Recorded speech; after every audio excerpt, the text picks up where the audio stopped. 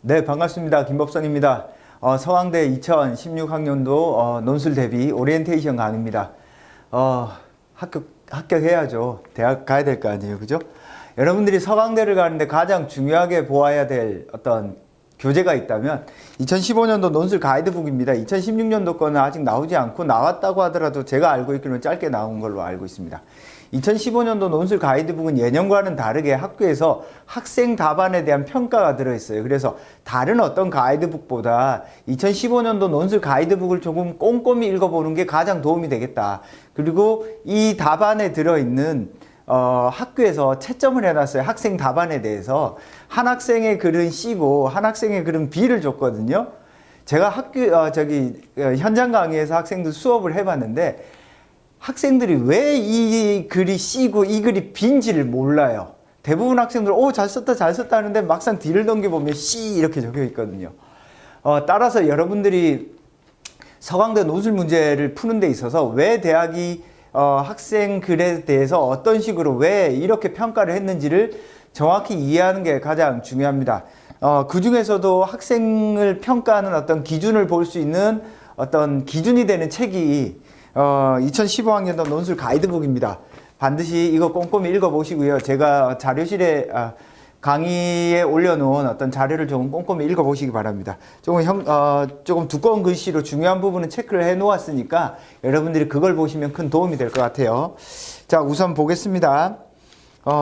서강대는 논술 가이드북을 조금 꼼꼼하게 내는 대학 중에 하나입니다. 다른 대학들이 논술 가이드북을 안 낼 때 서강대는 일찌감치 가이드북을 내면서 학생들이 어떤 방향으로 준비를 해야 되고 어떤 방향으로 논술 공부를 해야 될지에 대한 어떤 안내를 조금 친절히 한 대학 중에 하나입니다. 그리고 논술 시험 문제를 내는데 다른 어떤 대학보다도 조금 꼼꼼히 준비를 많이 하는 대학 중에 하나입니다. 따라서 여러분들이 서강대를 이렇게 친다면 다른 어떤 대학보다 논술 문제에 들어있는 어떤 제시문을 정확히 이해하고 그것을 토대로 이제 글을 쓰는 형태의 연습을 하는 것이 상당한 도움이 되는 어떤 것이라고 볼 수 있겠네요. 자, 보시면 4쪽부터 보겠습니다. 인문 사회계열 논술 시험이란 우수 답안은 논술을 둘러싼 맥락을 이해하는 데서 시작한다. 왜 이 말을 넣어놨을까요? 자, 여러분들 보통 이제 서강대 같은 경우에는 인문, 사회, 커뮤니케이션, 이런 식으로 경제 경영 이렇게 조금 나누어져 있습니다. 시험이. 그래서 1차, 2차, 3차 이렇게 보통 세 파트로 시험을 보는데요. 아무런 상관이 없습니다. 특히 어떤 오해들을 하냐면 경제 경영을 가는 친구들이 아니 경제 경영 관련 문제를 풀어야 되는 거 아니냐라는 오해를 하는데요. 이게 랜덤입니다. 경제 경영을 보는 대학의 학생들이 어떤 철학 문제가 나오거나 아니면 인문학 문제가 나오거나 아니면 동양 고전이 나오거나 하는 경우도 있고 인문 사회 계열을 보는 학생인데 그냥 프리드먼의 이야기가 나오거나 경제 경영 제시문이 나오는 경우도 있습니다. 따라서 서강대가 계열별로 문제를 내지 않습니다. 착각하는 경우인데요. 진짜 랜덤이고요. 이때까지 최근 한 5, 6년도 문제를 쭉 살펴보시면 막 섞여 있습니다. 따라서 어떤 특정한 계열의 문제를 집중적으로 파는 게 도움이 되는 게 아니라 어떤 식으로든 텍스트를 1차적으로 정확하게 이해하는 것이 서강대 논술 준비하는 데 있어서 가장 중요한 포인트입니다. 그래서 어떤 계열에 따른 준비는 필요 없다. 알겠죠? 무슨 말인지? 이렇게 준비하시는 건 좋은 방법이 아니다. 따라서 전반적인 문제를 쫙 다 풀어보는 게 좋습니다. 무슨 뜻이냐면 2015년도 내가 논술 문제를 푼다라고 하면 그냥 2015년도 인문사회를 지원하기 때문에 인문사회만 볼 거야가 아니라 2015년도 인문사회, 커뮤니케이션, 경제경영, 사회과학 계열의 문제를 통으로 다 풀어보시는 게 그 대학의 어떤 서강대학교의 논술을 준비하는 데 있어서 조금 더 좋은 방법이다라고 저는 생각을 합니다. 자, 그 다음에 조금 더 봅시다. 자, 그러면 이제 본격적으로 논술 가이드북에 들어있는 내용을 조금 말씀드릴게요. 방금 읽은 것처럼 우수 답안은 여기다 써볼게요. 우수 답안은 뭐라고 써놨죠? 논술을 둘러싼 맥락을 이해하는 데서 시작한다. 이게 진짜 중요한 말입니다. 학생들이 많이 놓치는 것 중에 하나인데요. 논술을 둘러싼 맥락이다라는 게 이게 무슨 뜻일 것 같아요? 논술? 논술은 어떤 사회에서 다루는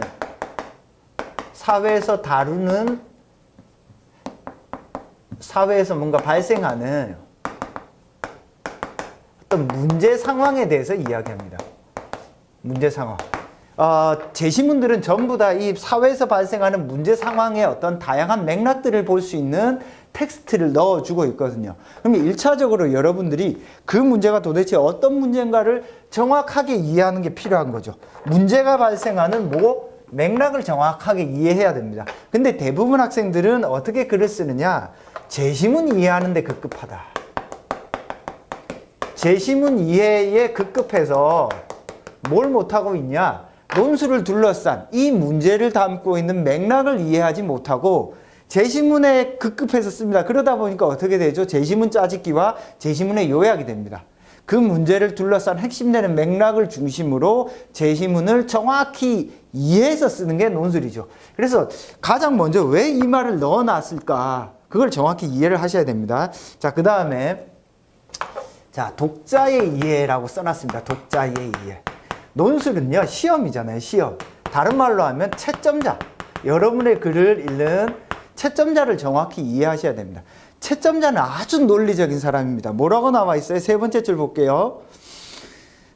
논술을 채점하는 모든 교수님들은 객관적이고 논리적인 사고가 훈련된 사람들이며 창의적 사고가 무엇인지를 판단할 수 있는 사람이다. 적당히 짜집기 한 글은 바로 티가 납니다. 그게 맞는 글은 아니지만 뛰어난 글은 아니에요. 그러니까 적당히 짜집기 해서 쓰려고 하지 말고 이 깐깐하고 논리적인 훈련이 되어 있는 사람들을 설득한다라고 생각을 하고 글을 쓰셔야 됩니다. 그래서 글을 쓰실 때 앞에 필통이라든지 아니면 앞 친구 뒤통수를 보면서 아, 교수님이고 이 사람을 내가 설득한다라고 생각을 하고 글을 써야 돼요. 알겠죠? 제시문의 내용이 어떤 거다를 쓰는 것이 아니라 이 사람의 어떤 내가 이런 이야기를 할 때 충분히 교수님을 설득할 수 있겠구나. 교수님이 좀 힘들다면 아마 초딩 학생을 앞에 딱 그려두고요. 이 초딩을 내가 설득한다라는, 이 초딩도 이해할 정도로 내가 쉽게 잘 알아먹게 쓴다라는 생각으로 글을 쓰는 게 좋습니다. 따라서 설득한다라는 생각, 충분히 내가 생각해도 충분히 논리적으로 타당하다라는 생각을 가지고 글을 쓰시는 게 좋습니다. 요거는 기본입니다. 모든 논술의 기본이라고 생각을 하시면 됩니다. 자, 그 다음에 2번 볼까요? 2번을 보시면 논술을 둘러싼 특성의 이해. 논술의 특성 이해. 자, 제가 이거 왜 차근차근 쓰냐면요. 이 2번에는 서강대가 가지고 있는 고유한 특징이 나타나 있습니다. 요거는 제가 중요하니까 꼼꼼히 읽어볼게요. 학생들은 논술을 논설문이라고만 생각한다. 주장을 논증하는 글이며 그 논증이 설득력을 가져야 된다는 점에서 논술은 논설문적 특성을 지닌다. 그래서 논술은 논증하는 글입니다. 이 말이요, 어디에 다 들어있냐면 고대, 연대, 성균관대, 서강대, 그 다음에 뭐 숙명여대, 중앙대 이런 대학들에서 전부 다 들어있습니다. 논증하는 것. 근데 이걸 잘 몰라요, 학생들이. 무슨 뜻인지. 그러니까 논술은 요약하고 짜집기 하는 글이 절대 아닙니다. 입증하는 글이어야 돼요. 여러분들이 요약하는 글을 쓴다고 하더라도 요약을 어떤 형태로 쓰셔야 되냐면 논증하는 형태로 쓰셔야 됩니다. 가는 어떤 주장을 하거든 그 이유나 근거가 뭐야, 이런 형태로 쓰셔야 된다는 뜻이에요. 알겠죠? 주장과 근거 형태로 항상 요약하는 연습을 하는 게 좋습니다. 왜 그럴까요? 그래야지만이 이 학생이 이 제시문의 논리를 정확히 이해했구나. 설령 그것이 아마 시가 되었다고 할지라도 이 시는 무엇을 말한다, 어떤 이유 근거에서, 이런 형태로 쓰셔야 됩니다. 알겠죠? 비교하는 걸도 마찬가지입니다. 비교하는 걸도 가나는 이러이러하게 비교할 수 있다라고 주장하는 글을 써야 돼요. 그 비교할 수 있는 이유가 가나 제시문에 어떻게 나타난다. 무슨 뜻인지 아시겠죠? 어떤 형태의 논술 문제가 나오더라도 여러분들은 논증하는 형태의 글을 쓰셔야 됩니다. 근데 이 자꾸 제시문을 적당히 정리하는 형태로 글을 쓰는 건 대학이 의도하는 바가 아니에요. 1차적으로 학생의 논리적인 능력을 대학은 보고 싶다라는 뜻입니다. 무슨 말인지 아시겠죠? 그러니까 여러분들은 글을 쓸 때 진짜 논리에 끝까지 밀어붙인다라는 생각으로 글을 쓰셔야지, 적당히 쓰면 적당히 쓰다가 그냥 떨어져서 내년에 또 봐야 됩니다. 그러면 안 되죠. 그죠? 자, 조금 더 읽어보겠습니다. 하지만 논술에서 논증 과정은 객관적인 절차를 밟아야 한다. 사실이나 정보를 해명하고 사실 간의 관계를 연결하는 과정에서 객관성이 확보되어야 타당성이 생기는 글이다. 그래서 논술은 일반 사회의 논설문, 신문이나 이런 거에 비해서 설명적이고 해석적인 속성을 가진다. 자, 논술은 논증하는 글이지만 논술 시험에서 논증이라고 하는 건 어떤 뜻을 가진다고요? 설명적이고 해설적인 성격을 가진다. 요거는 다른 대학도 다 마찬가지지만 서강대는 요 말이 아주 중요한 의미를 가지고 있습니다. 기본적으로 제시문을 얼마나 정확하게 독해하고 제시문 독해가 각각의 제시문들과 어떤 연관을 가지는지 이거 아주 중요하게 여깁니다. 즉 제시문에 대한 정확한 이해를, 이 말은 무슨 뜻이에요? 제시문에 대한 정확한 이해, 그것을 티내는 글을 쓰라는 뜻입니다. 학생들이 이거 잘 이해를 못하는데 요 말이요, 다른 대학 논술 가이드북에는 잘 없어요. 근데 서강대는 있어요, 이게. 그리고 실제로 서강대를 합격하는 아이들은 자신의 어떤 뛰어난 사고력과 논증 능력을 쭉 펼쳐 보이는 그런 학생들도 있지만, 무엇보다도 1차적으로 텍스트를 정확하게 독해하는 아이들을 선호합니다. 알겠죠? 무슨 뜻인지. 텍스트를 정확히 독해한다는 건 두 가지 뜻을 담겨 있는데요. 첫째가 각각의 제시문을 이해하는 거. 가, 나, 다라, 마가 있으면, 특히 서강대는 제시문이 많죠. 가나, 다라, 마를 정확히 이해하는 것. 두 번째가 이것들 사이의 연관성을 이해하는 겁니다. 연관성. 즉 서강대가 의미하는 건 이 두 가지를 의미합니다. 꼭 머릿속에 넣어두시고, 여러분들이 합격하려면 각각의 제시문들을 정확히 이해하는 것 플러스 그 제시문들 사이의 연관성을 드러내는 티를 내는 글을 쓰셔야 된다는 뜻입니다. 무슨 말인지 알겠죠? 그래서 서강대 논술 가이드북에서 제일 중요한 부분이라고 생각을 한다면 제가 생각할 때는 이 2번입니다. 다른 대학과 조금 구별되는 지점이죠. 그죠? 자, 그 다음에 페이지 넘겨서 3번 한번 봅시다. 자, 조금 더 설명을 할게요. 자, 3번 보시면 논술은 주어진 주제에 알맞은 글이어야 한다. 제가 예전에 그 인강을 처음 찍을 때 이투스에서 찍었는데 그때도 서강대 강의를 제가 주로 했었는데요. 서강대는 그런 점에서 좀 인연이 좀 있습니다. 자, 봅시다. 3번 논제에 대한 이해. 논제 이해. 사실 논술은 논제 이해가 제일 중요하죠. 논제 이해가. 학생들한테 이렇게 글을 쓰게 시키면 요약을 하라는 말이 없는데도 요약을 하는 경우가 많습니다. 고대도 마찬가지는, 고대도 학교가 뭐라고 그래요? 1, 2, 3번을 활용하여 더불어 사는 삶에 대해서 자신의 견해를 논술하라, 그런 말이 나오면 요약을 하지 말라고 하라는 말이 없는데도 요약을 해놨죠. 그죠? 쉽게 이야기하면 그건 정확히 이야기하면 논제 이탈입니다. 일상생활에서 아이들이 논제 이탈 잘 안 해요. 짜장면 좋아, 짬뽕 좋아 물어보면 짜장면 좋다, 짬뽕 좋다 뭐 이렇게 답을 할 거 아니에요. 답은 몇 가지죠? 4가지죠. 짜장면이 좋거나 짬뽕이 좋거나 둘 다 싫거나. 그죠? 짜장면 좋고 짬뽕 싫고, 짜장면 싫고 짬뽕 좋고. 그죠? 하여튼 대략 4가지잖아요.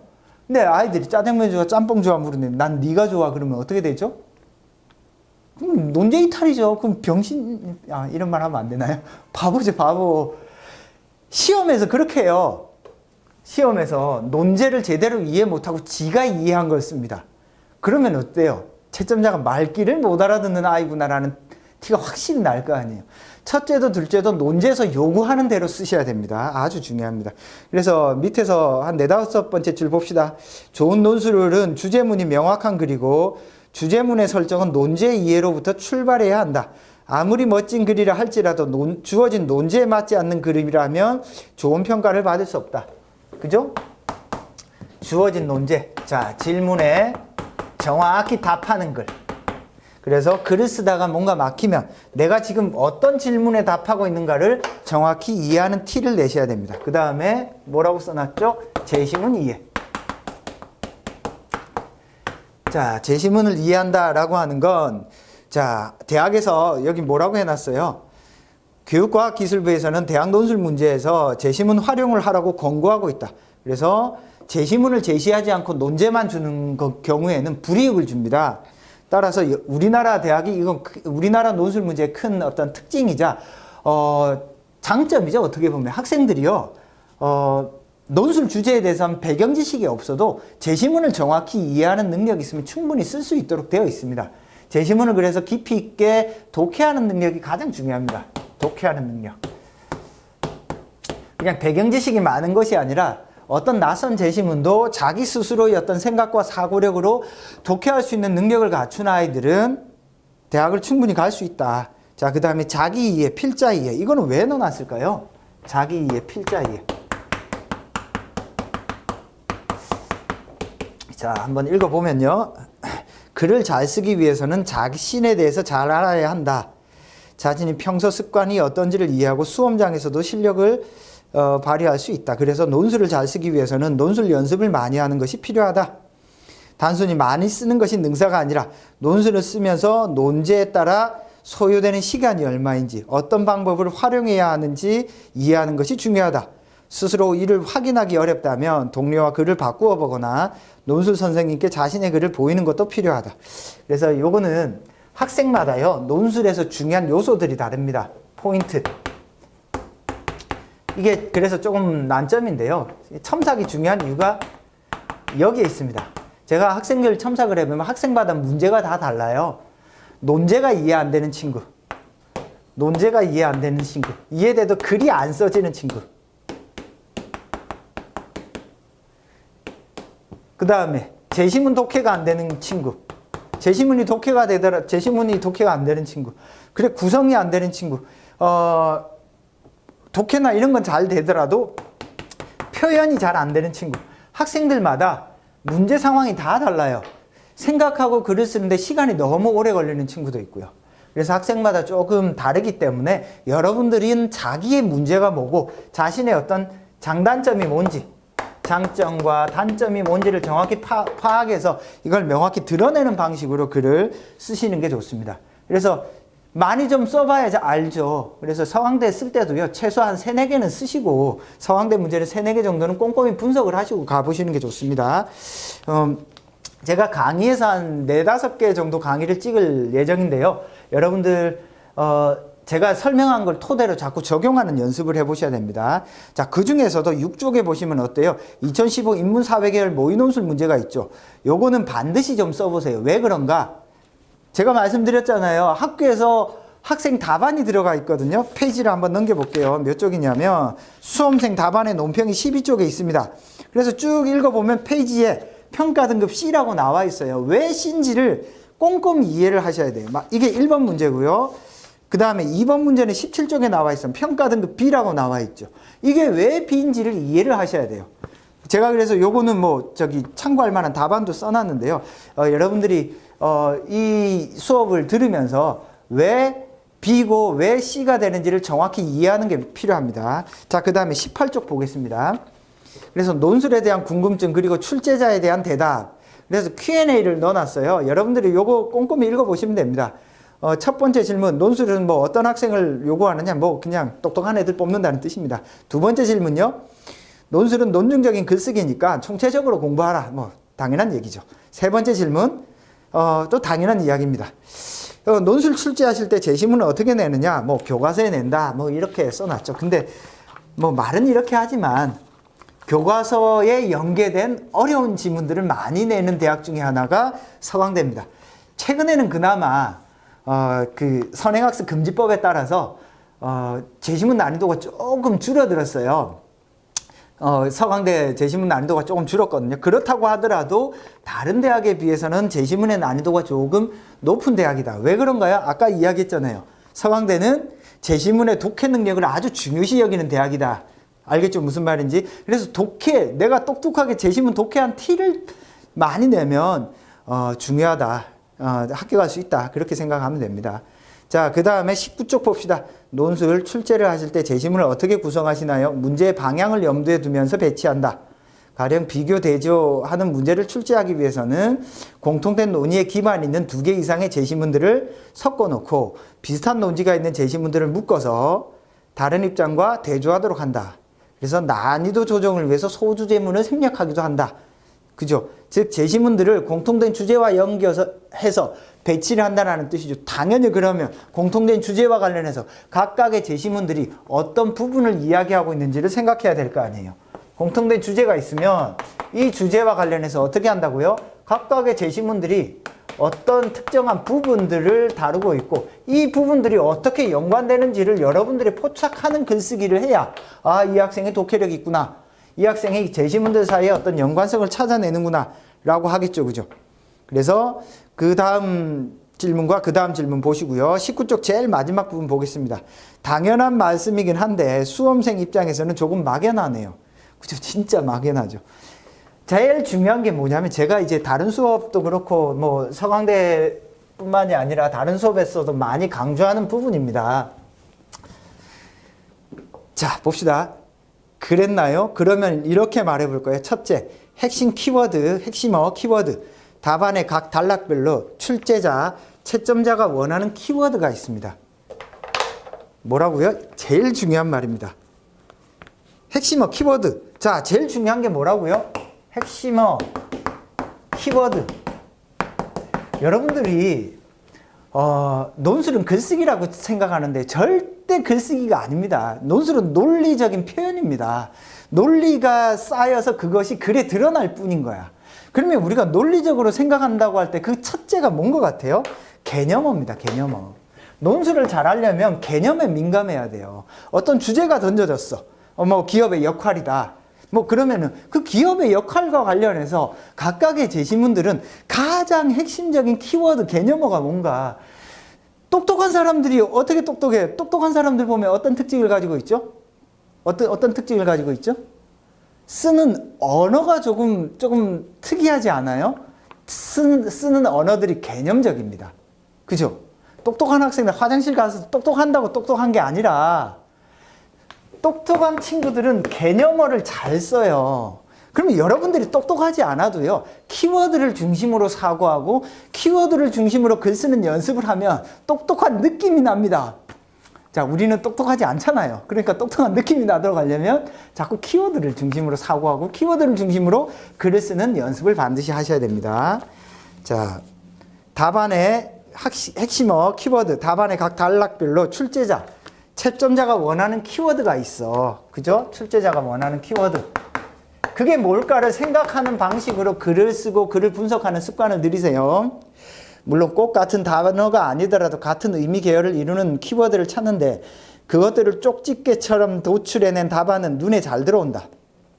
이런 논술문을 제출한 수험생은 아마 정확하게 읽고 논리적으로 계열을 작성하는 연습을 많이 했을 것으로 짐작된다. 둘째, 출제자가 요구에 부응하는 논리적 구성. 그죠? 서강대학교는 출제자가 가능하면 구체적 발문으로 제시한다.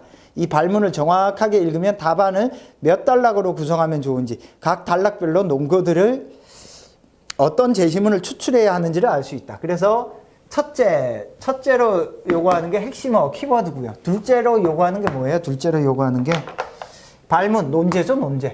논제에 맞춰서 글을 구성해 달라는 뜻입니다. 그러니까 서강대 논술 문제를 쓸 때는 특이하게 쓰지 말고 논제가 그냥 시키는 순서대로 쓰세요. 그러다 보면 원고지의 칸을 채우기도 쉽고요. 그리고 주어진 시간 안에 빨리 쓸 수 있습니다. 서강대가 글자 수가 지금 900자 플러스 마이너스 100자잖아요. 요거 쓰는데 시험 시간을 몇 분 줘요? 100분 줘요. 100분. 근데 몇 문제예요? 2문제잖아요. 2문제. 2문제. 그죠? 2문제를 주잖아요. 그러면은 거의 2000자를 100분에 쓰는 거예요. 다른 대학보다 어때요? 시험 시간이 20분 짧잖아요. 그래서 쭉 읽어보면 어떤 게 들어가 있냐면 서강대는 다른 대학과 달리 이런 말이 들어가 있어요. 짧은 시간 안에 정확한 독해를 할 수 있는 능력을 보겠다. 이런 말이 들어있어요. 이게 다른 대학과 구별되는 점입니다. 그러니까 항상 키워드를 중심으로 독해하고 키워드를 중심으로 글을 서술하는 것이 뭐라고요? 학교 가는 비결이 된다라는 뜻입니다. 자, 그 다음에 조금 더 봅시다. 그래서 제일 마지막 줄을 봅시다. 한두 마디 압축된 금강사 같은 사고와 표현들이 전체 맥락에 맞으면서도 그 맥락을 논리적으로 확정할 수 있는 것이라면 그 어떤 채점자라도 마땅히 경의를 표하게 될 것이다. 그러니까 뭔가 여러분들이 창의적 사고에서 뭔가 독창적인 어떤 글을 써야 된다라고 생각을 하는데요. 제가 실제로 학생들의 글을 채점해 보면요. 학교 가는 글과 그냥 그저 그런 글의 차이가 막 클 줄 알죠. 많은 학생들이 어마어마한 차이가 있다고 생각을 합니다. 그렇지만 안 그래요. 한두 문장의 차이입니다. 한두 문장의 차이. 한두 문장의 차이. 그 중에서도 서강대 같은 경우에는 제시문 사이의 어떤 적절한 연결관계, 연관성을 드러내는 문장입니다.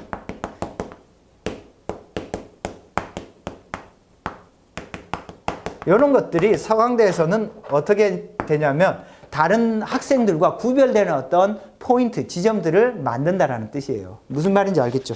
자, 요걸 통해서 이런 걸 머릿속에 좀 넣어 두시고 여러분들이 글을 쓰시면 되겠습니다.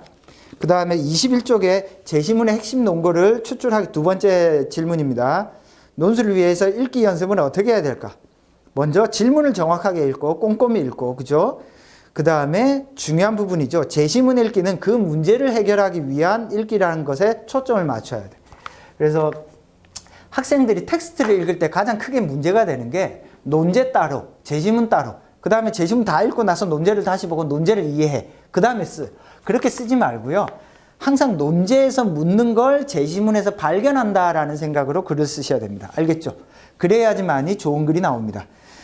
그래서 이 부분 21쪽에서 말하는 거 제시문 읽기는 문제를 해결하기 위한 읽기야. 그래서 여러분들이 텍스트 가나를 비교하라 이런 말이 나왔어요. 그러면 주제와 관련해서 가와 나가 어떤 차이, 이게 다를까 저게 다를까 요걸 중심으로 읽어야지 가나 자체를 자꾸 이해하는 방식으로 읽는 건 바람직하지 않습니다. 자, 그 다음에 중간쯤 부분 보겠습니다. 5번째 줄이네요.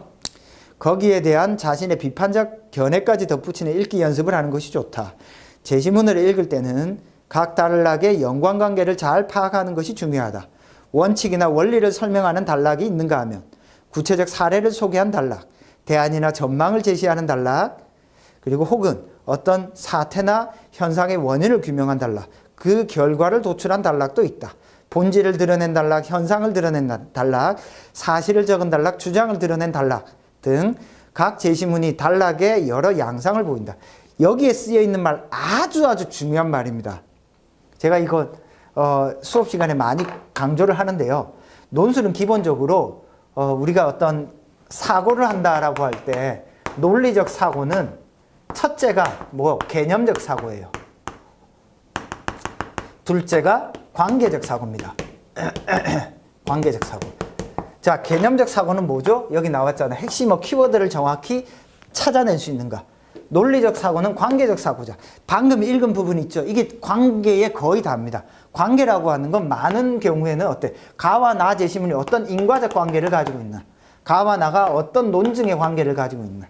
가와 나가 어떤 시간적 관계, 과거, 현재, 미래, 어떤 공간적 관계를 가지고 있나? 여기저기. 그 다음에 어떤 구체와 추상의 관계를 가지고 있나? 이런 것들이죠. 어떤 현상과 현상의 이유. 그죠? 인과, 논증. 이런 것들 관계가 다 나와 있죠. 그러니까 여러분들이 의식적으로 가 제시문이 나와 어떤 관계를 가지고 있고 나 제시문은 다와 어떤 관계를 가지고 있고 이걸 의식적으로 생각을 해야 되고 서강대는 요거를 아주 중요시 여긴다. 요 말을 의식적으로 생각을 하고 여러분들이 시험을 볼 때 가 제시문이 나랑 어떤 관계 있지? 가랑 다는 어떤 관계지? 이런 것들을 의식적으로 생각을 하시면 좋겠습니다. 그래서 논리적 사고라는 건 이 두 가지가 핵심 뼈대입니다. 여러분들이 조금 하시면 되고요. 그래서 제가 방금 말씀드린 이 부분들을 정확히 숙지하셔서 여러분들이 논술 공부를 하면 충분히 도움됩니다. 서강대에서 그래서 정리를 하면요. 자, 서강대에서 논술 준비를 한다라고 할 때 여러분들은 뭘 중요시 여겨야 되나? 자, 요거 제가 체크를 할게요. 첫째, 요겁니다. 첫째. 핵심어 키워드. 각각의 제시문을 주제와 관련해서 정확히 핵심어 키워드를 찾아내는 게 제일 중요합니다. 자, 그 다음에 2번. 연관성입니다. 연관성. 각각의 제시문을 정확히 이건 독해하는 것. 이거는 각각의 제시문들의 어떤 키워드와 키워드의 연관성이죠. 인과관계. 요 1번과 2번을 가장 중요하게 머릿속에 넣어두시고 글을 쓴다라고 생각을 하는 게 좋습니다. 그냥 논제를 정확히 이해하고 거기에 답하는 건 당연하고 상식적인 이야기잖아. 그렇지만 요 1번, 2번을 머릿속에 넣어두고 문제를 풀고 차근차근 문제를 이렇게 써 나간다면 이게 드러나는 방식으로 글을 쓰라는 뜻입니다. 그러면 충분히 여러분들이 서강대에서 눈에 띄는 글을 쓸 수 있겠습니다.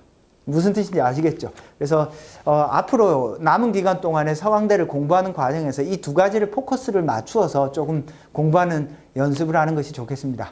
자, 이상 서강대 1강 논술 가이드북 설명은 여기서 마치도록 하고요. 요걸 토대로 이어지는 어떤 연습을 좀 꼼꼼히 하시기 바랍니다. 감사합니다.